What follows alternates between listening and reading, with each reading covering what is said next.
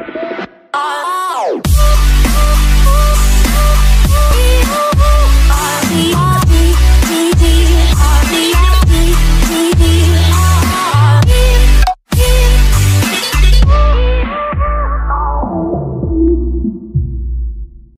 Student, this is an के आर्य और अभी हम इंटीग्रेशन के कुछ एक्सरसाइज, लास्ट एक्सरसाइज की तरफ हम पहुंच चुके हैं, जिसमें अपने पास सिर्फ 2 एक्सरसाइज रिमेनिंग है according to NCERT.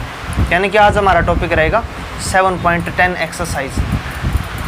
Definite integration की ये 3rd एक्सरसाइज है एनसीईआरटी के अकॉर्डिंग। इसमें क्या काम आपको करना है, नया टॉपिक इसमें कुछ नहीं है, इसके अंदर आपको लिमिट चेंज करना आप सीखोगे। यानी कि आपने सिंपल इंटीग्रेशन के अंदर पुटिंग मेथड वगैरह सारी चीज़ सीख चुके हो। बहुत प्रकार के आपने मेथड, बहुत प्रकार की प्रॉब्लम को फेस किया है। उन प्रॉब्लम को सोल्व करने के तरीके आपने देखे हैं, उन्हीं तरीक़ों को यूज़ करेंगे डेफिनेट इंटीग्रेशन के अंदर भी। बस फ़र्क ये रहेगा कि डेफिनेट इंटीग्रेशन के अंदर क्या यूज़ करते हैं, हम लिमिट यूज़ करते हैं। क्या यूज़ करते हैं? लिमिट। लेकिन जब हम पुट कर देते हैं इस एक्सरसाइज के अंदर, आप यही चीज़ देखोगे, जब हम सिस्टम को पुट कर देते हैं तो लिमिट हमें अनदर वेरिएबल की होती है, लेकिन इंटीग्रेशन हम किसी अनदर वेरिएबल की फॉर्म में करते हैं। तो हमें उस अनदर वेरिएबल की लिमिट फाइंड आउट करनी होती है। एक क्वेश्चन के अकॉर्डिंग ये देखेंगे, चेक करेंगे कि किस प्रकार से अपना मेथड रहेगा। जैसे आप समझने का प्रयास करेंगे एक क्वेश्चन के थ्रू। तो क्वेश्चन नंबर 1 है आपके पास, एक्सरसाइज 7.10। आपको इंटीग्रेशन करना है।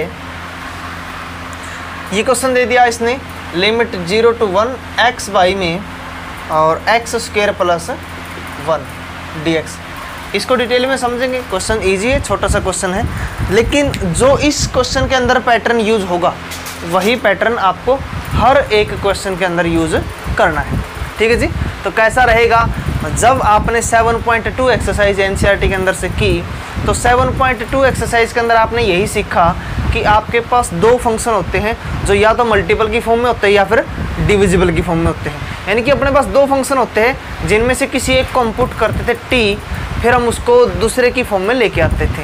ऐसा ही कुछ था, इसमें भी वही काम है। आप देखोगे कि नीचे वाले को जब पुट कर देंगे ऊपर वाला बन जाएगा, कुछ मल्टीपल में होगा वो बना लेंगे सिस्टम। फ़र्क क्या रहेगा, वहाँ पर लिमिट नहीं होती थी, सीधा इंटीग्रेशन कर देते थे, यहाँ पर लिमिट सिस्टम है। ठीक है जी।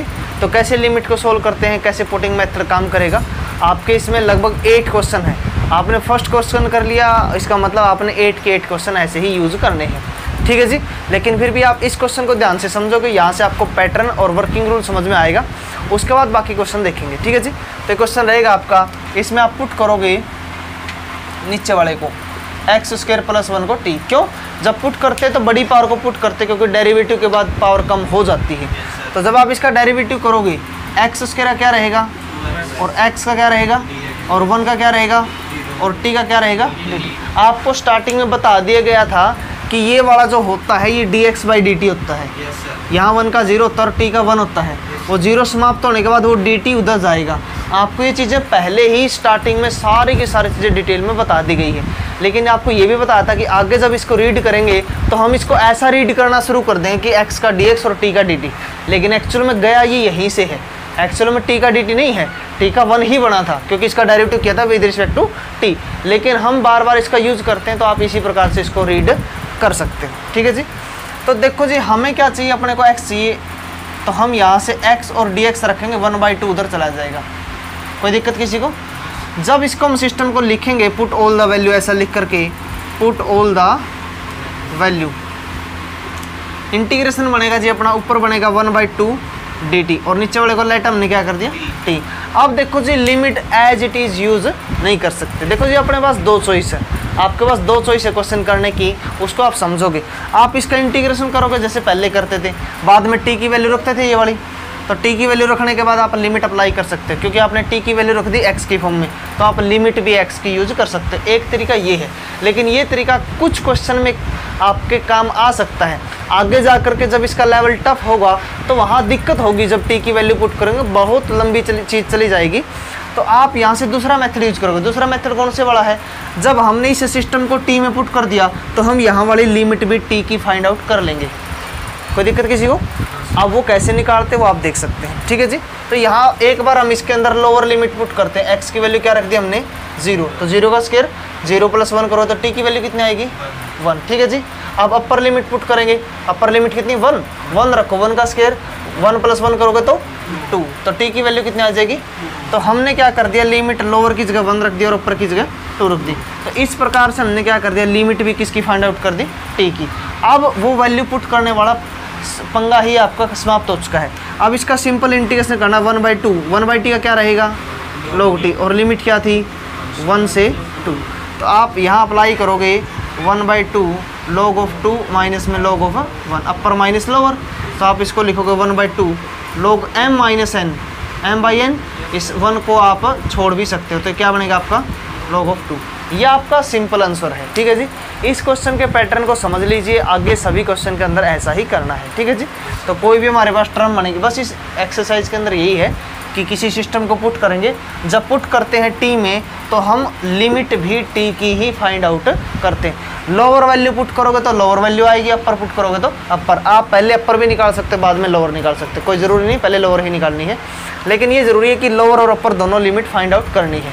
फिर बाद में आपका वो पुटिंग वाला मेथड, जैसे अब यहाँ पुट करते हैं हम टी की वैल्यू x² + 1, फिर लिमिट भी वही पुट करते 0 से 1, लेकिन वो कुछ क्वेश्चन में तो कारगर हो जाएगा, कुछ क्वेश्चन में वो बहुत लंबा चला जाएगा, ठीक है जी। तो हम कोई भी इन्वेंशन या कोई भी नया सिस्टम जब लेकर के आते हैं, वो इसीलिए लेकर के आते हैं ताकि हमारी प्रॉब्लम सोल्व हो, न कि प्रॉब्लम लंबी हो। प्रॉब्लम को छोटा बनाने के लिए हम नए मेथड को लेकर के आते हैं, ठीक है जी। कोई दिक्कत किसी को? नेक्स्ट क्वेश्चन देखते हैं जिसके अंदर सेकेंड क्वेश्चन। सेकेंड क्वेश्चन में आपको क्या गिवन है, इंटीग्रेशन करना है आपको।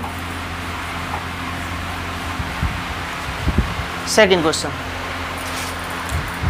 क्वेश्चन करोगे जी,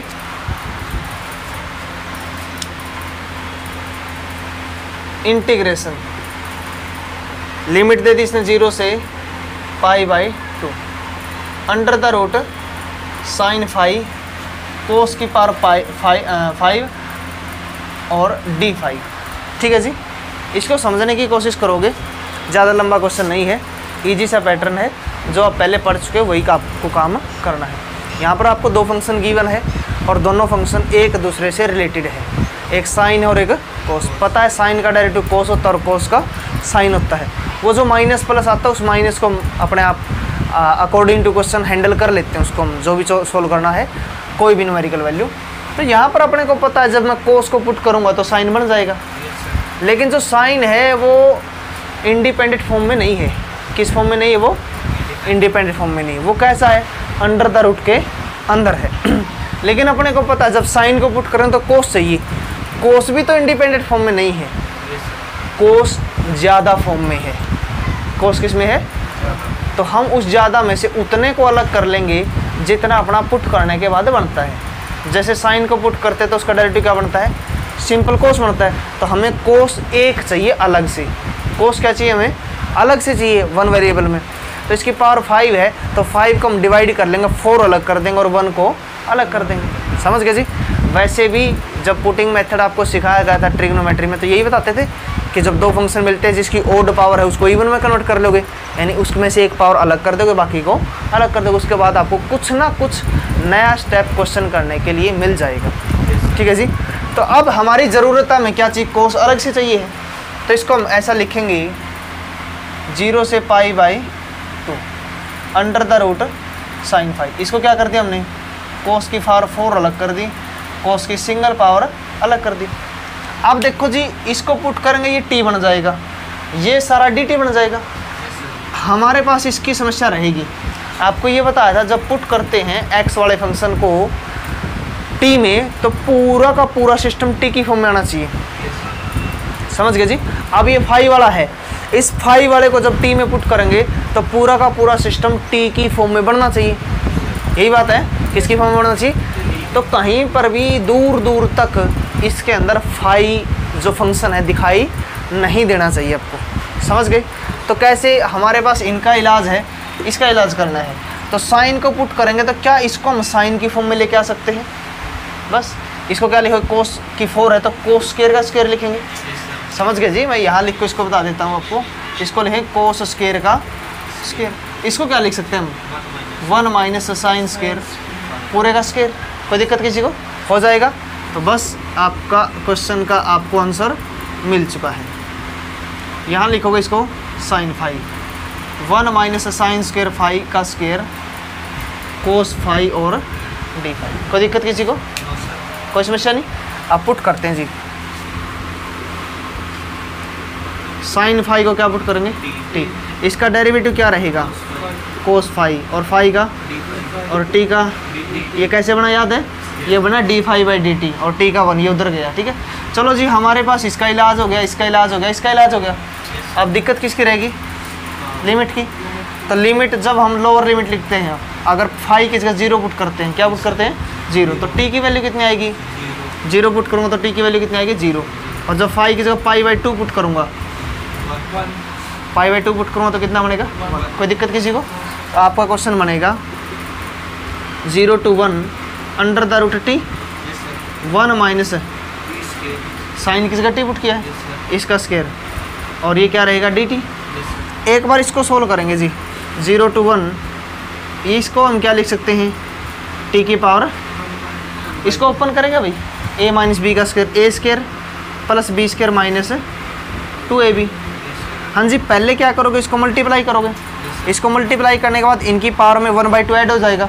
उसके बाद इंटीग्रेशन करोगे, इंटीग्रेशन में क्या करना है, इसकी पावर में 1 प्लस ऊपर 1 नीचे, और फिर पूरे के अंदर लिमिट अप्लाई कर दोगे 0 से 1। ठीक है जी, जहाँ जहाँ भी टी है उसकी जगह 1 पुट करोगे, माइनस में 0 पुट करोगे।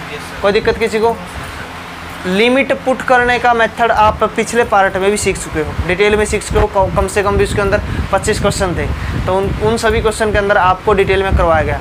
अगर फिर भी किसी बच्चे को दिक्कत है लिमिट में, तो आप पहले इससे पहले वाला पार्ट देख सकते हो। उसके अंदर आपको सिर्फ और सिर्फ किसको सिखाया गया है, कैसे लिमिट पुट करते हैं, और उससे भी पहले वाले पार्ट में क्या सिखाया गया है, इंटीग्रेशन कैसे करते हैं। यानी कि जो चीज़ें आप सीख चुके हैं उनके ऊपर हम टाइम वेस्ट नहीं करेंगे। ठीक है जी, आपका काम इस एक्सरसाइज में इतना ही सीखना, इसके बाद का काम आप पहले से 10 एक्सरसाइज के अंदर कर चुके हैं। ठीक है जी, कोई समस्या किसी को। नेक्स्ट क्वेश्चन देखो,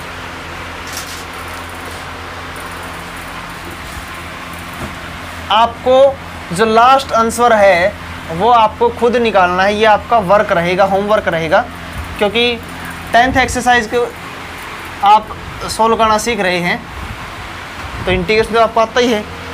नहीं आता तो आप पहले की सारी वीडियो डिटेल में देखोगे, सारी प्रैक्टिस करोगे, तभी पढ़ने का फ़ायदा है। ठीक है जी, क्योंकि ये जो है आपका इंटीग्रेशन का सिस्टम, ये क्या है, ये स्टेप टू स्टेप सिस्टम है आपको। ठीक है, तो देखो थर्ड क्वेश्चन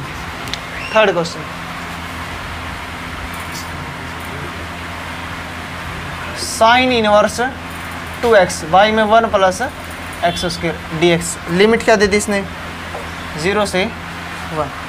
कोई दिक्कत किसी को। देखो जी कैसे सोल्व करते हैं इसके अंदर। ये क्वेश्चन आपका पहले आ चुका है, आपको याद है ना, 7.6 एक्सरसाइज के अंदर 12th क्वेश्चन था आपका, 12th नहीं 22, ये 22 क्वेश्चन था। कितना अंतर है इस क्वेश्चन में और उस क्वेश्चन में। उस क्वेश्चन के अंदर क्या नहीं थी, लिमिट नहीं थी, और इसमें क्या है, बस, और कोई अंतर इसमें नहीं। ये वाला आपको पता है, ये फॉर्मूला बनेगा किसका, साइन का। क्या पुट करना पड़ेगा इसकी जगह, टेंजेंट। वेरी गुड, पुट करेंगे एक्स किस गए, टेन थीटा। ठीक है जी, इस क्वेश्चन को 2 टाइप से कर सकते हैं हम। कितने टाइप से कर सकते हैं, दोनों ही टाइप आपको पहले भी सिखाई गई थी, अब दोबारा से सिखाएंगे। ठीक है जी, देखो जी, जब भी आप इसकी जगह टेंजेंट थीटा पुट करते हो, ठीक, आप यहाँ से थीटा की वैल्यू निकाल सकते हो। क्या बनेगी, tan इनवर्स एक्स।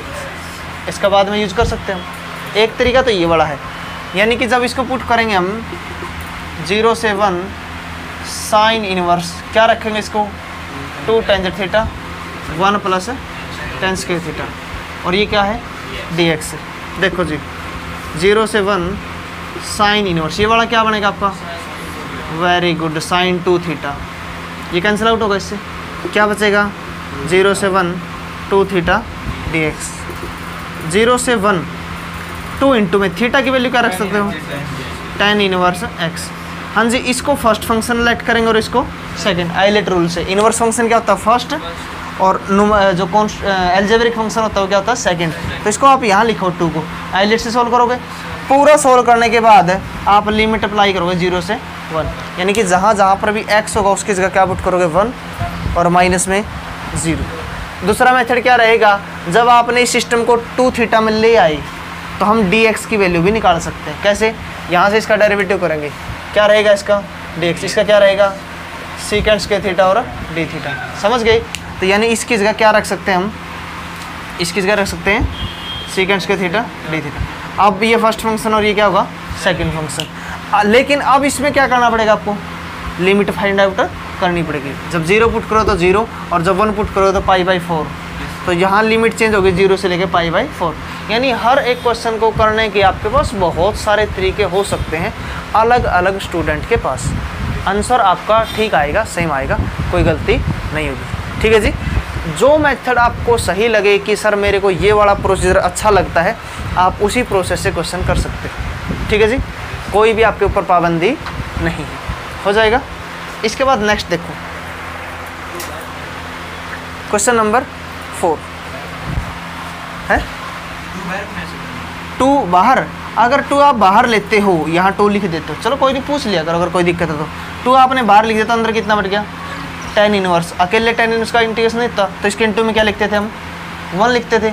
अब उस 1 की जगह जब पहले से अपने पास 2 है, समझ गए, ठीक है नहीं। अगर ये डाउट है किसी बच्चे को तो पूछ लिया करो कि सर कॉन्स्टेंट टर्म को बाहर लिख सकते हैं, लिख सकते हैं, कोई दिक्कत वाली बात नहीं। लेकिन tan इनवर्स का डायरेक्ट इंटीग्रेशन नहीं होता, तो आप इसके इंटू में डॉट लगा करके 1 लिखोगे, प्रोसेस वही रहेगी आपकी। ठीक है जी, फिर बाद में क्या करना पड़ेगा, पूरे के बाहर 2 लिखना पड़ेगा और लास्ट में उस 2 से मल्टीप्लाई करोगे। वो आपकी इच्छा जैसा आप करना चाहते हैं। ठीक है,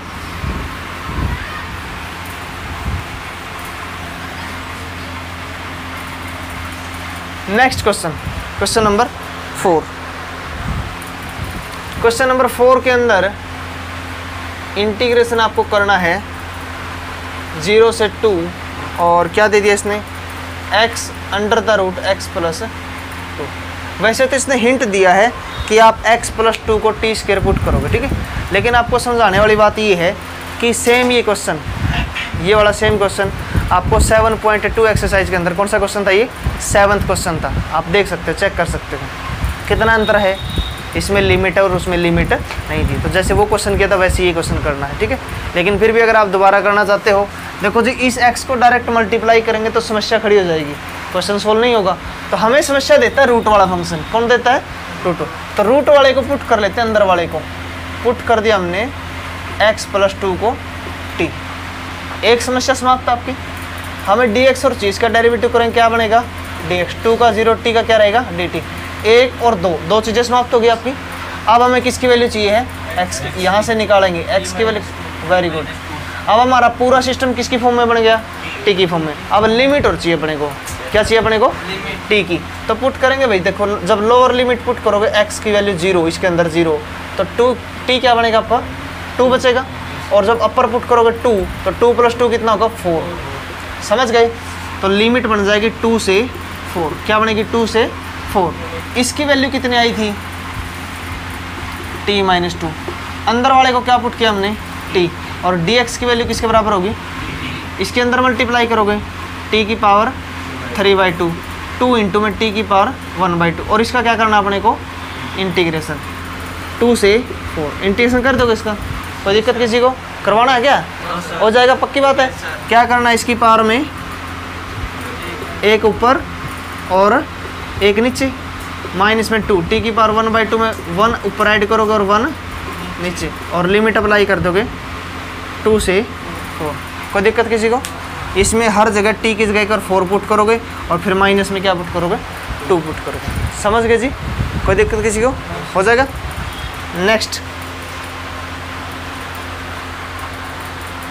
नेक्स्ट क्वेश्चन आपके पास,